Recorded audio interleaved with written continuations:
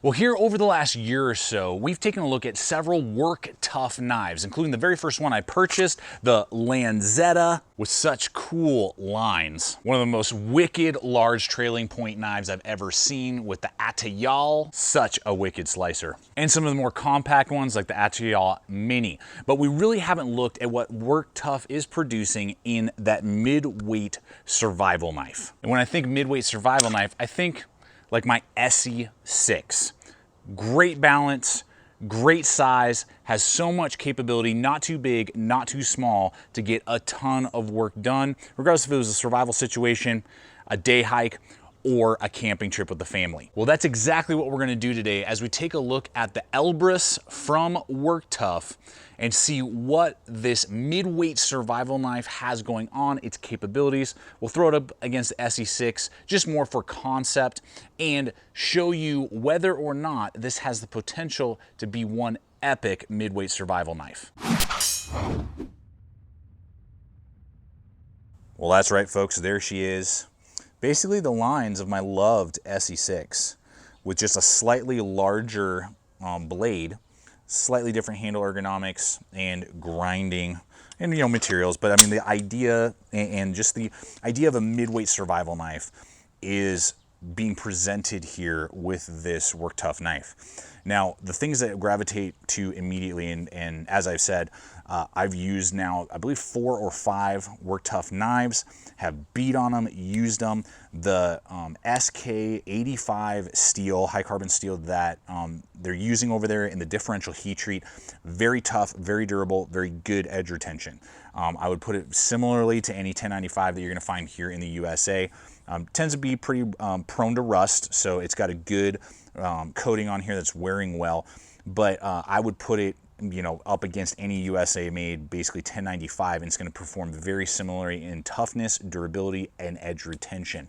So I'm very pleased with the effort that's being put into the heat treating and the focus, because it's a small company. It's producing these in batches at this point, so there's a lot of focus. It's not just like, yeah, we're stamping out 500 of these and 50 people are handling these knives. It's a very small production, limited run at a time, coming and going type of production. So I believe I have seen some K110 versions in the past, which is basically a really nice D2. So that is an option that sometimes shows up, or in very similar designs, because they have a few different kind of blade shapes in this similar design here. So just to hit a few things here, saber grind, that's the first thing that I connect with a lot, and that's one critique I've always had of my SE6 is the full flat. The full flat is good for food prep. It's very fine and precise with cutting, but there's a little bit of batoning strength that's not quite there that I prefer, and the tip is just a little more precise and not quite as robust. So versus a saber ground knife like this one, and it has a wicked relief edge, so it's going to do fine carving all day long with that really nice drop, and then you got that clip. I love that swedge, and that I thought that swedge might be very thin. It's actually very robust, so it's still giving you a really cool aesthetic, giving you even a little bit of a better piercing capability, but very good strength all the way through to that tip, and not really damaging your batoning stick if you are splitting and doing that type of thing. Now, because of the saber grind and the slightly larger blade than you would see on some other knives, this is a 6.7 inch blade with a 6.3 inch cutting edge, whereas like the SE6 I believe is 5.75 cutting edge. It's going to weigh 14 ounces, so about 2 ounces more than your SE6 or similar knives like that. So it's definitely coming closer to a pound than even like a BK7, I believe is around 12 or 13 ounces. So it's a little bit heavier, but that's because of the saber grind and then just the denser handle materials that you'll get compared to maybe like a K-bar with their Gravity handle scales. So that's something to note. But I love the swedge, love the saber grind, and the relief edge is phenomenal. Then we come into handle ergonomics, deep, large choil for my hands. Fits really well, good jimping right there, 90-degree spine. So particularly like right there, you could throw sparks all day. Not aggressive, but good traction there on that jimp. So you can really choke up, but then you can back up into this real nice, large, contoured G10 handle scale. Really like that. It's the same handle scale on basically all their designs to this point, and I love it. It's full, it's contoured, it's not blocky, it's scalloped. It's got some ribbing on it without being overly aggressive, so you're gonna get good traction, but it's not gonna feel like it's thrashing your hand for extended periods of time. So it's a long use tool. You can use it all day and it's not gonna fatigue your hand like some other survival knives that can tend to be blocky. Now I'm really glad SE in recent years now has come out with their more contoured handle, which is really good. So I would say it's on par with what you're gonna get out of an SE in contouring and those type of things. It's very similar, good and full, not too narrow or thin like some other knives that may be out there. Then you got a good lanyard hole, a little bit of a beak. That's the only issue that I see compared to a lot of other knives, is that it's a kind of aggressive in that drop, and so you tend to experience a little bit of biting depending on how you hold it for longer chopping tasks. Whereas like the SE, just because it's a more rounded kind of off the back, your hand tends to want to slip off faster, but it's not as shocking. Whereas this can, depending on where your finger is. So if you do a 3-finger grip, it tends to be fine, but it's just not, you know, it's not my first choice if I have to delimb a bunch of stuff. I can do it absolutely, but just the beak is a little bit on the aggressive side for me. And I would prefer something just slightly more contoured, or just a little more rounded, or just kind of straighter off the back like an SE. So weight, balance, performance, I mean, I just super connect with this knife. There are aspects to the blade design that I actually connect with more than several of my other midweight survival knives. You're getting a good pancake Kydex sheath, which I was very happy about. Now I went out and purchased this over on Amazon. I believe I paid about $130 if I remember correctly, and that would be something to consider. Now this is Taiwanese made, but very good quality. I've seen over the years that Taiwan is just doing an awesome job with their quality and performance and those type of things. And I will have links over to the Tuff site and also their on Amazon that you can take a look.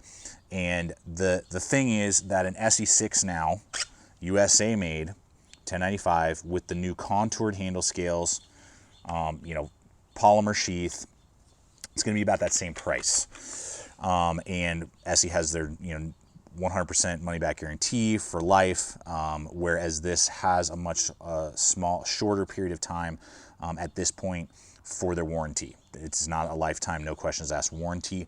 That's something you have to consider. Now, again, this is, I think, my 5th or 6th Tuff knife, and I have had 0 warranty issues. I've had 0 problems, and I have beat, thrashed, and really beat on these knives. So just consider that. I mean, I'm sure if you reach out to the company, there's a potential that they'll take care of you, even over the long haul, if there was a failure issue and you're not being abusive to the knife. But SE does have a significantly better warranty, and it's USA made. So though these are small batches, though all this is good stuff coming out of Tuff, competitively, if it was more around like $100, I think you would see even more people jumping on it. Now I love my Tuffs, and the fit and finish and quality is amazing, but that is something just to kind of, you know, consider there, is that you can get USA made stuff with lifetime warranties for about the same price. Well, folks, in conclusion, I gotta say that this Tuff gear Elbrus is in great relationship with these SE6 and BK7 and these type of midweight survival knives that we've known for years from US producers. I think that this thing is on the short list of capability, performance, fit and finish, and design. And it really just comes down to, what are you looking for? What do you need in your knife? Do you like saber grinds? Do you like choils? Do you want to customize and trick it out like a BK7? Do you want lifetime warranty? Do you want something that has a better kind of overall profile and cool factor? Because I would argue that this Elbrus has an ultra cool factor just in the overall designing. But if you were to ask me what is like the short list of some of your favorite midweight survival knives, this has now made the cut, and I would highly recommend this to anyone looking for that kind of midweight camp knife or midweight survival knife. Tuff Gear has definitely outdone themselves over there with this design, and I'm super pumped to have it now in the collection and use it on a regular rotation. So guys, thanks so much for coming over today. I look forward to hearing your thoughts, any questions that you have about this blade or Tuff gear in general, or other designs and things like that. I always love the communication relationship that we have here on YouTube. Check out the other video popping up. Subscribe if you're not a current subscriber. Really appreciate you guys coming back week after week. Check us on Instagram and Facebook as well, all the social media. And always remember, stay equipped, stay prepared, and we'll see you out there.